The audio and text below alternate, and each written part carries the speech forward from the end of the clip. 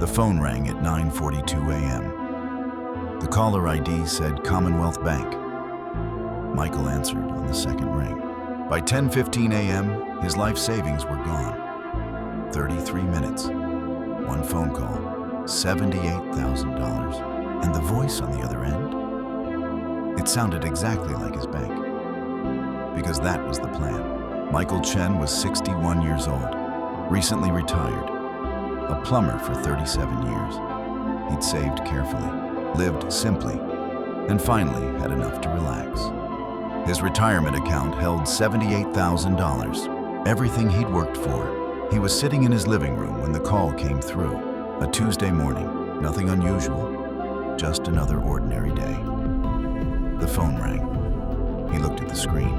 Commonwealth Bank appeared in big letters. He recognized the number.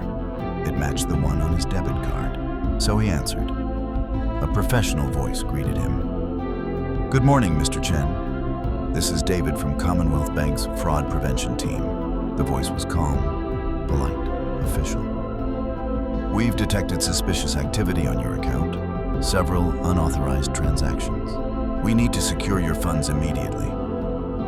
Michael felt his chest tighten. "What kind of transactions?" he asked. "Large transfers to cryptocurrency exchanges. 4 transactions totaling $27,000. Did you authorize these?" Michael's hands started shaking. "No, absolutely not. I don't even know what cryptocurrency is." "That's what we suspected, Mr. Chen. Your account has been compromised. We need to act fast before they take more." The voice stayed calm, reassuring, in control. "Don't worry, we can stop this. But I need you to follow my instructions exactly. Can you do that?" Michael nodded, even though the person couldn't see him. Yes, of course. "First, I'm going to send you a verification code. This will freeze the fraudulent transactions. Do not share this code with anyone except me. Understood?" "Understood," Michael said. His phone buzzed. A text message appeared. "Commonwealth Bank verification code, 847293. Do not share this code." Michael read it out loud. 847293. "Perfect," the voice said. "Your account is now in secure mode." Michael felt a wave of relief wash over him. He had no idea he'd just handed over complete access to his account. The voice continued, still calm, still professional. "Mr. Chen, the hackers are attempting a second wave of attacks right now.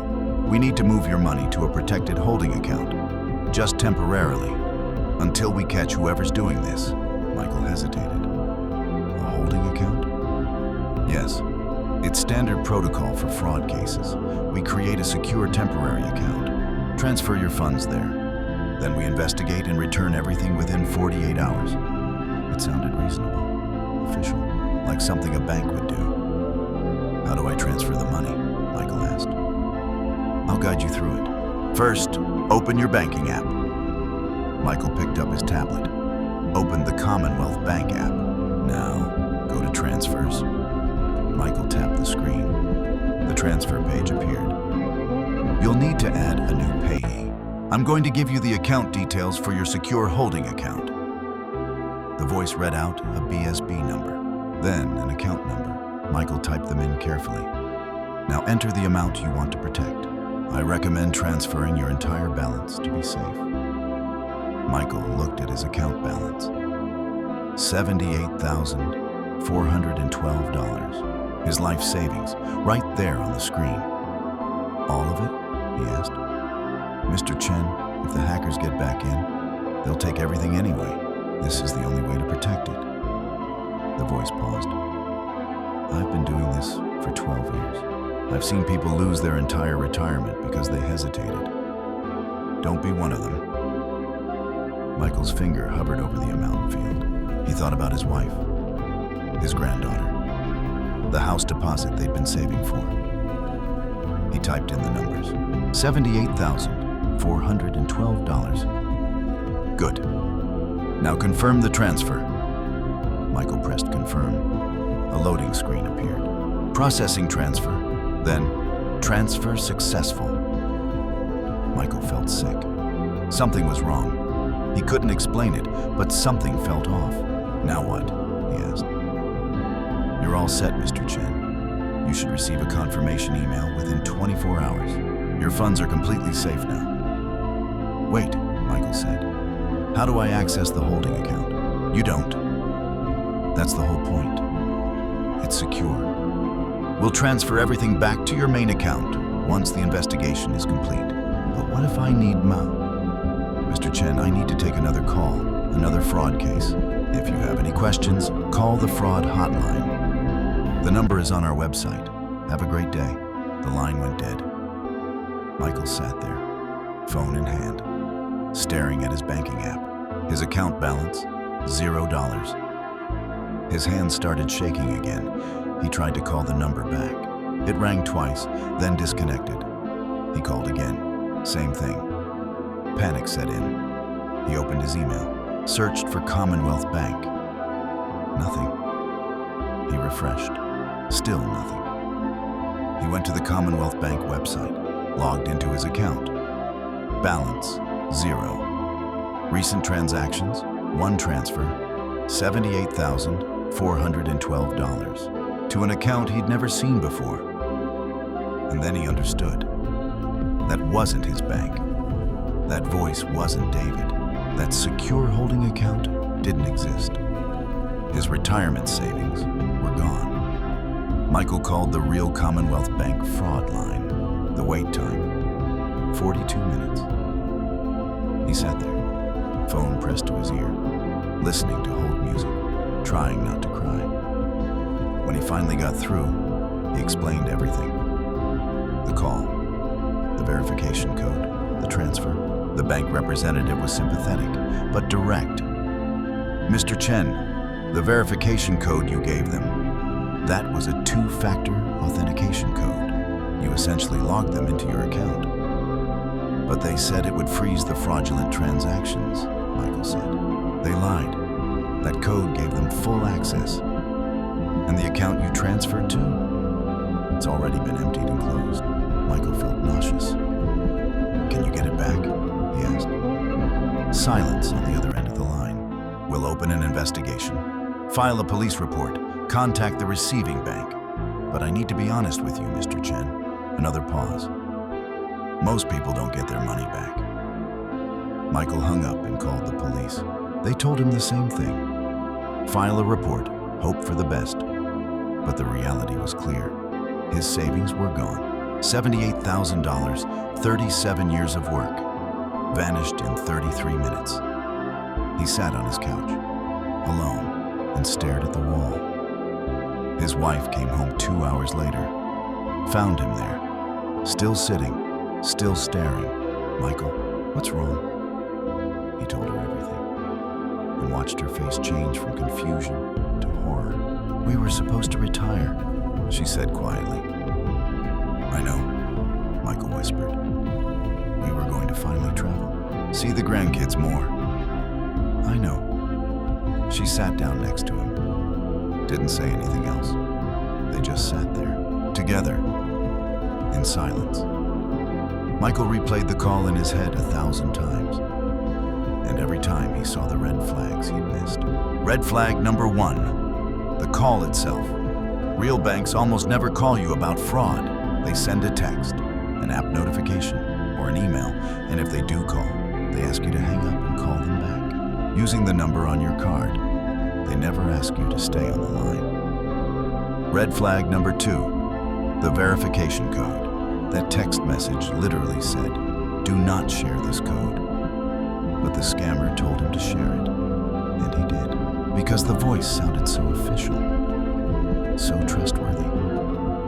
That code wasn't freezing fraud. It was authorizing it. Red flag number 3, the secure holding account. Banks don't move your money to temporary accounts during fraud investigations. They freeze your account, block suspicious transactions, and investigate internally. They don't ask you to transfer money anywhere. Red flag number 4, the pressure. The scammer used urgency, fear, authority. The hackers are attacking right now. I've seen people lose everything because they hesitated. This is the only way to protect it. All designed to make Michael act without thinking. Red flag number 5, the caller ID. Just because it says Commonwealth Bank doesn't mean it's real. Scammers can spoof phone numbers. Make any name appear on your screen. It's called caller ID spoofing, and it's shockingly easy to do. What Michael should have done: hang up immediately. Call the bank himself, using the number on his card. Never, ever share verification codes. Never transfer money based on a phone call. 5 simple rules. That could have saved everything. 3 weeks later, Michael got a call from the police. They'd traced the money to an account in Malaysia, then to 3 accounts in Hong Kong. Then it disappeared. "We've contacted international authorities," the detective said. "But honestly, Mr. Chen, the money's gone." "What about the bank?" Michael asked. "Don't they have insurance for this?" "They do, but only for unauthorized transactions. You authorized this transfer yourself." "But I was tricked." "I understand, and I'm sorry. But legally, you gave the scammer access." Michael filed a complaint with the Australian Financial Complaints Authority. 4 months later, they sided with the bank. Customer voluntarily provided authentication codes and initiated transfer. No refund. Michael and his wife had to go back to work. At 61 and 59 years old, the retirement they'd planned postponed indefinitely. Michael now warns everyone he meets about this scam. He joined a Facebook group for scam victims, nearly 4,000 members. Most of them lost money the exact same way. A call from their bank, a verification code, a transfer to a secure account. And in Australia alone, these fake bank call scams cost victims $97 million last year. $97 million. From people who thought they were protecting their money, not stealing it. Michael's story isn't unique. It's not even rare. It happens every single day. So when your bank calls, hang up. Call them back yourself. Use the number on your card, not the number they give you. Never share verification codes with anyone. Never transfer money based on a phone call. And remember, if it feels urgent, it's probably a scam, because real banks don't operate on panic. They operate on protocol, and protocol says you call them, not the other way around. Michael learned that lesson the hard way. Don't make the same mistake. End card. Have you received a suspicious bank call? Share your experience below. Help others spot the scam.